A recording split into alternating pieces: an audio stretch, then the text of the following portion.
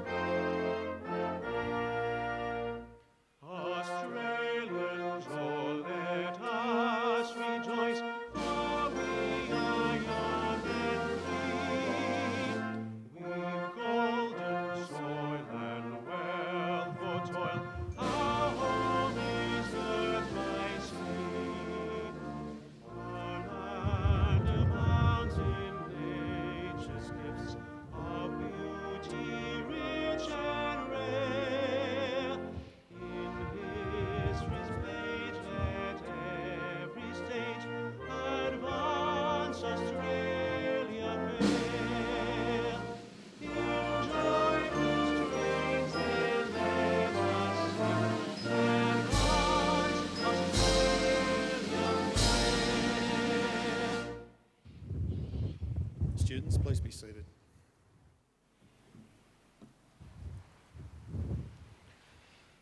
The Australian War Memorial was the vision of Charles Bean, Australia's First World War official historian. Bean landed with the Australian troops on Gallipoli and stayed with them at the front through to the end of the war.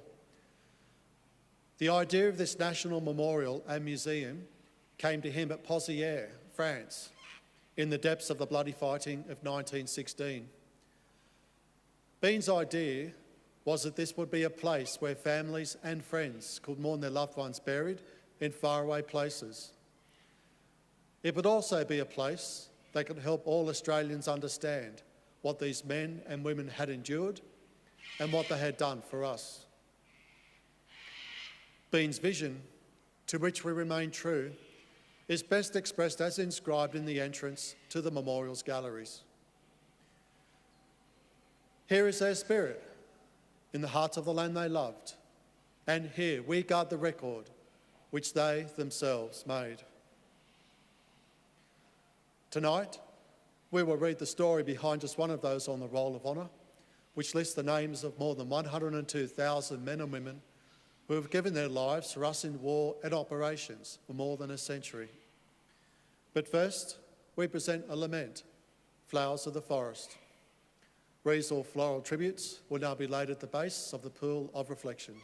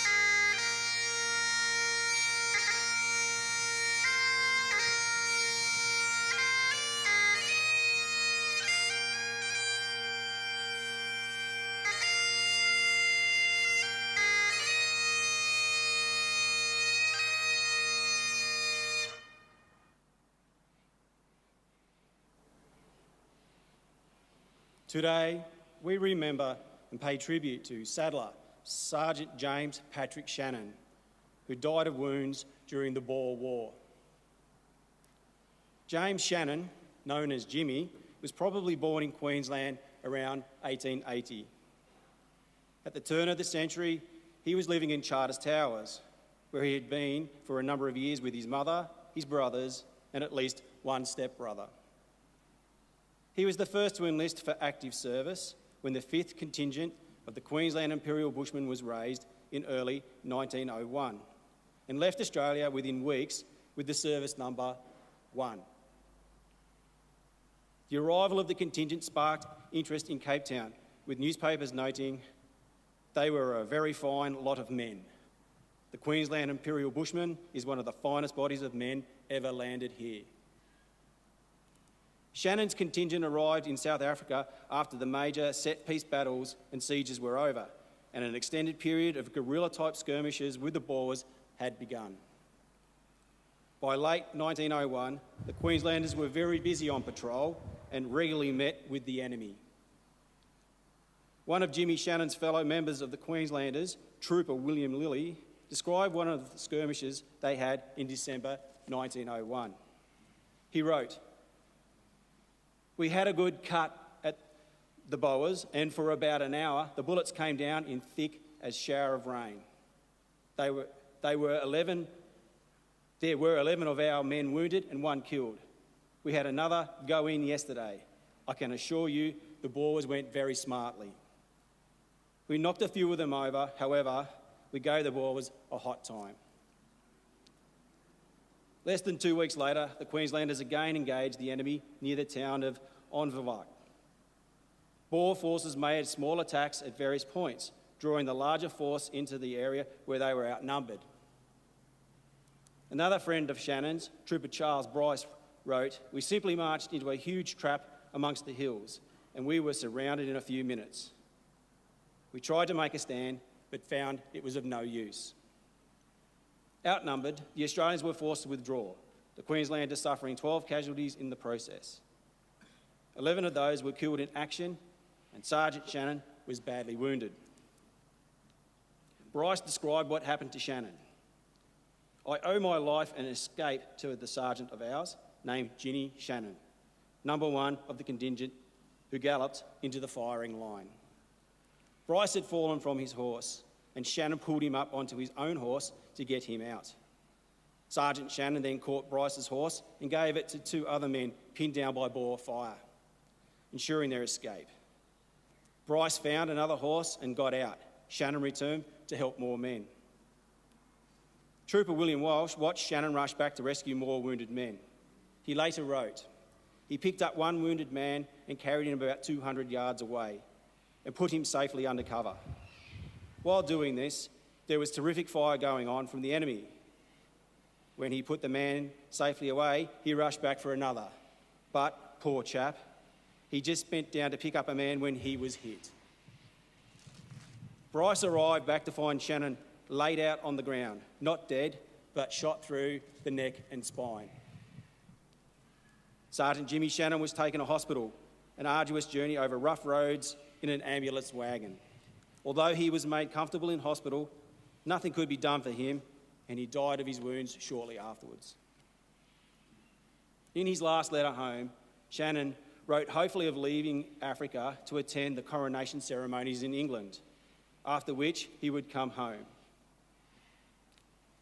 His mother later put a poem in the local newspaper to mourn his death. It reads in part, "Only the death of a boy at the front, only a weeping mother at home, bewailing the war where she lost her son, breaking her here because he would roam. And no one cares for the daily die, out there on the veldt in the cruel war. What if mothers weep and brothers mourn? They cannot be heard mid the cannon's roar." Trooper Walsh later wrote, "There is one thing to be proud of, no matter how things go. He proved himself to be as brave as any man ever fought." Jimmy Shannon died at the age of 21. His name is listed on the roll of honour to my right among 605 Australians who lost their lives in the Boer War. A photograph of his name on the Boer War Memorial in Queensland is displayed today down by the Pool of Reflection. This is but one of many stories of service and sacrifice told here at the Australian War Memorial. We now remember Saddler, Sergeant James Patrick Shannon, who gave his life for us, for our freedoms, and for the hope of a better world.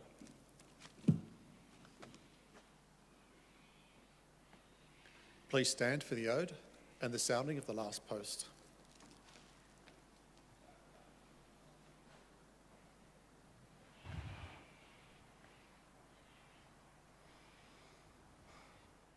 They shall grow not old, as we that are left grow old. Age shall not weary them, nor the years condemn. At the going down of the sun and in the morning, we will remember them. We'll remember them.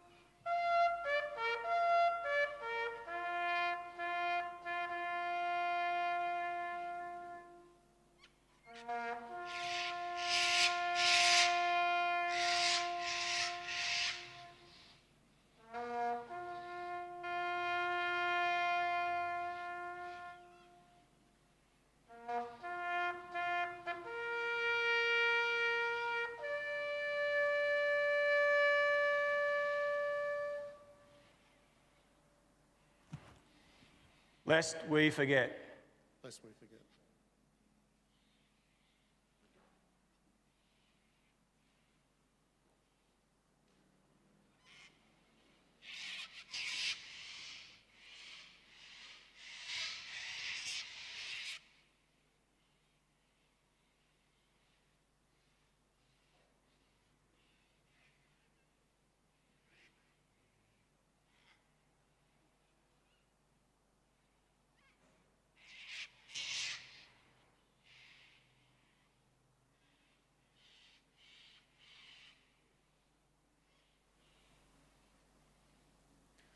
We leave you this evening with the words of the memorial's founder, Charles Bean.